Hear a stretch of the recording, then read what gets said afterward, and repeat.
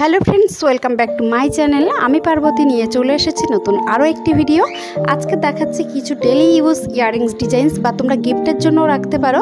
দেখো ডিজাইনসগুলো, ভিডিওটা লাস্ট পর্যন্ত দেখো। যে ডিজাইনসটা তোমাদের পছন্দ হবে স্ক্রিনশট নিয়ে কাছাকাছি কোনো সোনার দোকান থাকলে তোমরা খুবই সহজে বানিয়ে নিতে পারবে এরকম সুন্দর সুন্দর ইয়াররিংস ডিজাইনস।